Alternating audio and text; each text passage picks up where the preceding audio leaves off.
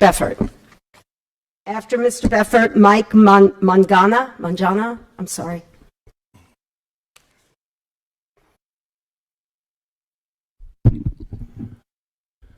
Supervisors, for the record, my name is Greg Beffert, Mojave County resident. At the last meeting, I outlined 4 things that I had requested from the county as a remedy for the complaint that I filed against Supervisor Angus for her comments towards me in January. I got a public apology, which I don't accept because it was insincere, and I'll explain why.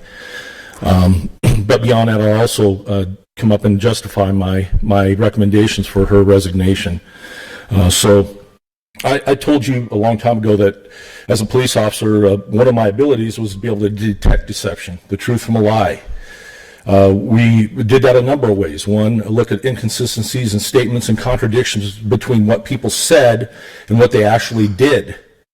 In addition to that, we looked at body language and behavioral clues. And I looked at Supervisor Angus's behavioral clues prior to her response to me. And it was disturbing, first of all. What it told me, though, was that her response was going to be visceral. It was going to come from her subconscious, not her conscious thought, her subconscious.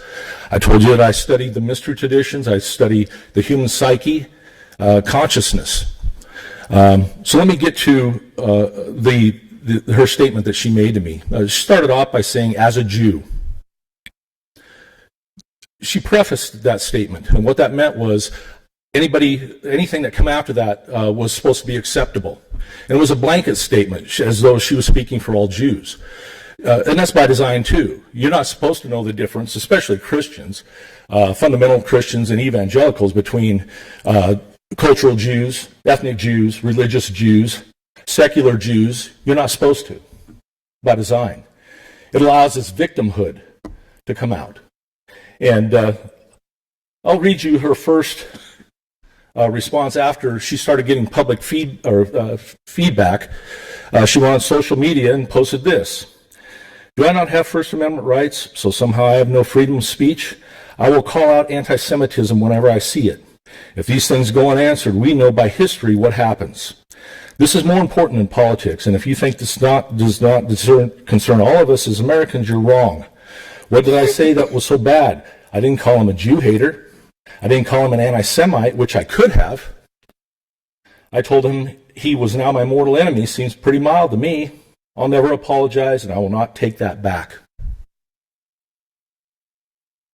Here's the contradiction. Well, you saw her public apology. It's not anything like the first thing that she put on social media. Here's the other one. The second thing she asked or put on social media. This is obviously an issue I care very strongly about. I lived in Israel for a while, and I had relatives who died in the Holocaust. That's it. Thank you, Mr. Beffert. I'll be back.